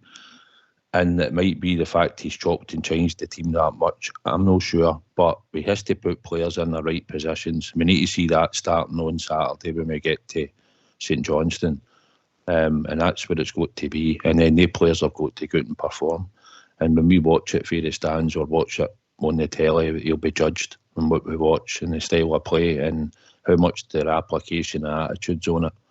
And if there's anything that's no there and it's no gelled at all and it's just back to where it was and we don't get the result, then he'll probably just go right out the door and that's it. It's just the facts here. It's just, there's nothing else we can say because we've all watched the same stuff and we've all said the same thing and we've still spoke about it. So everybody's waiting for Saturday for this reaction for him, the players, and the support were there to support the team as always. So that's what we're looking for. Better performances starting on Saturday. If we won 2-1 and the performance wasn't great, how do you think it would be took then, like, just quickly? Would that matter? Or would it probably would, it probably would, because at the end of the day, we're getting up early in the morning and getting up there to support our team. But 3 points is the main, is priority, mate. But obviously, over a season, you'll win games and you'll not play well. But we've not really seen us play well at all since the start of the season. That's the issue. All right, okay. Wanda, same question. Yeah, I agree with Southside. I mean, the priority for me is 3 points. I don't want another weekend where we're further behind in the league.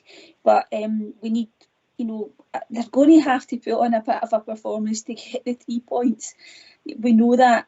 They need to be at it right from the start. Everything that you want from an away performance, they need to give us, because although St Johnstone haven't had a great start, they're still capable of pulling off a result, and they're going to probably not sit behind the ball. They'll be looking to catch us on the break, sort of type thing, Ox. But the most important thing for me is the 3 points. Then you start to build. That's what I'm looking for. With a quick poll on Facebook, just a quick poll.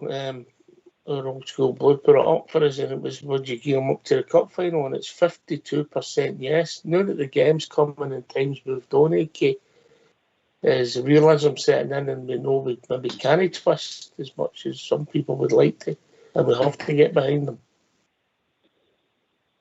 I think that all these social media rumours kicking about the weekend hasn't materialised into anything. I think there's a mindset of supporters is we've got to accept where we are in the border and making that decision that obviously the kind of we were having last week were 75% were saying that it should have went. So we've calmed down a wee bit, we'll brush ourselves off, but we've still got that nagging doubt at the back of our mind. We still support the club, we want the club to do well, we want the club to win, but we might not be supporting the manager because of the style of football.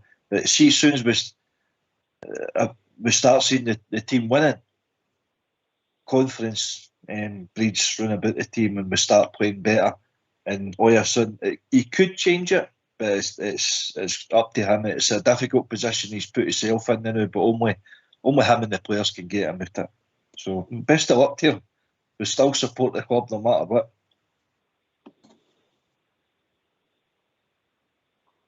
Aye. Here, Alex Kelly. Yeah, aye. I support the club, aye. And we do. I mean, I don't feel there's a lot of personal negativity towards Michael Beale. Maybe it shouldn't be so chatty at times. He brings some of his problems on himself, but he's not disliked with the support. But it's whether people feel he was experienced enough to get the job. Bob, yeah. There's a lot of people that believe that Beale's a better coach, and he's not a manager. He's never been in the the only time he was in the forefront was at Queen's Park Rangers, but it's a different ball game with Glasgow Rangers. So I've heard the one year as well that a lot of people think that the job's too big for him. That's a possibility.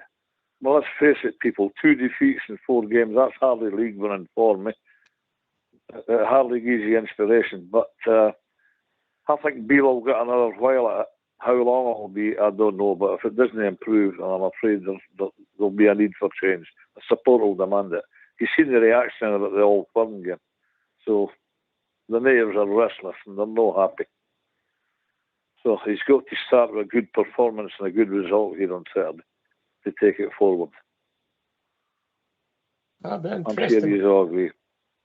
Good points, Bob. Yeah.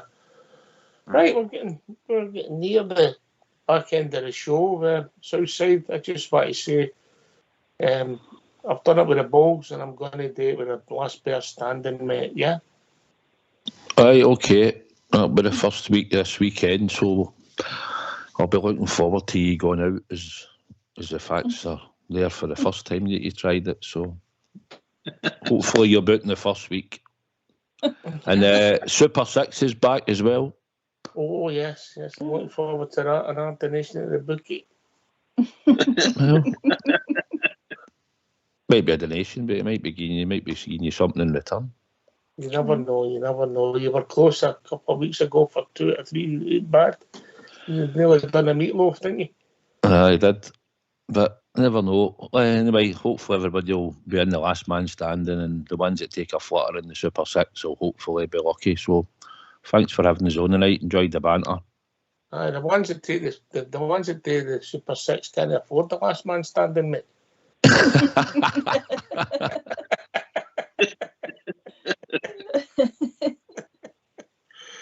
Oh dear. Cheers, big man. Great to hear from you as always. Aye, thanks very much, mate. Thanks. He'll hook me when he sees me. Bob, your last word and then Jordan. Well, we heard all the shows last week. We're hearing that there's a degree of pessimism. So come on, Bears. Let's get up there. We're the Rangers. Let's go for it at the weekend. It's not a new beginning, but it's another beginning, so to speak. So let's get it on at the weekend. I'm going down to London to watch the game. Actually, I'm going down to my daughter's. So I'll be there in the Rangers pub in London, cheering the boys on. Let's hope we can go for a good victory on Saturday. And thanks for having me on the night. Great as usual. I'll say good night, everyone. Thank you. Cheers, mate. Jordan? At the end of the day, Michael, if you're listening to the show, you know what everyone thinks about you right now. This is your chance to turn it round, to prove us all wrong at the end of the day, and get us on a chance to win in this league. And hopefully get maybe a treble this season, which is a long way away. So do what you can, mate, and prove us wrong at the end of the day.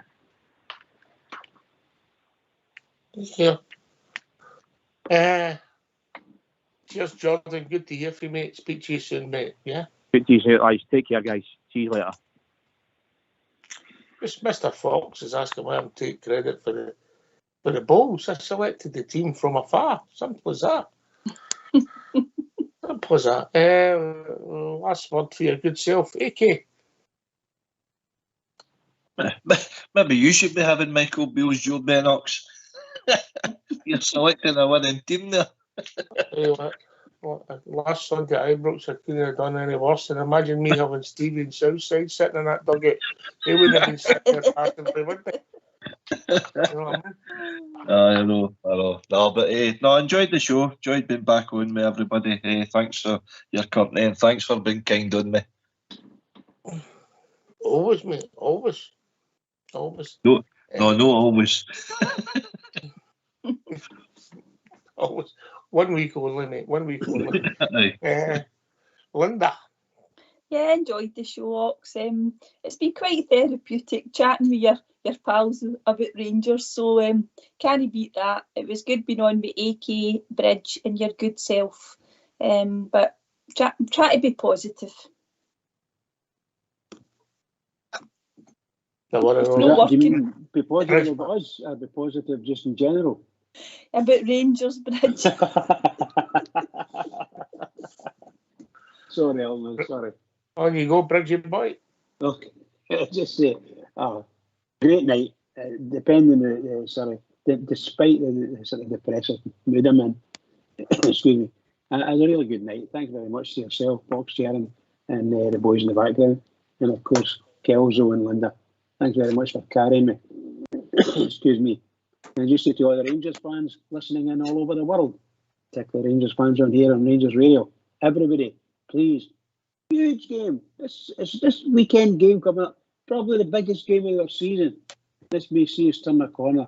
So everybody, hand on heart, keep it going, and keep it going for the Rangers because they love us and we love them. Keep it going. Can I thank Smurf, Jordan, Bob J, of course, the champion, part of the bowling team, our Ross for phoning in. Can I thank Southside for joining us, Linda and AK and Bridge for doing the show, Fox and Old School Blue for doing the technicals. This has been Rangers Radio. Now listen to this. Rangers Radio will be back on Wednesday night at 8 o'clock talking about all things Rangers. Wednesday night at 8 o'clock talking about all things Rangers. Take it away, Old School Blue.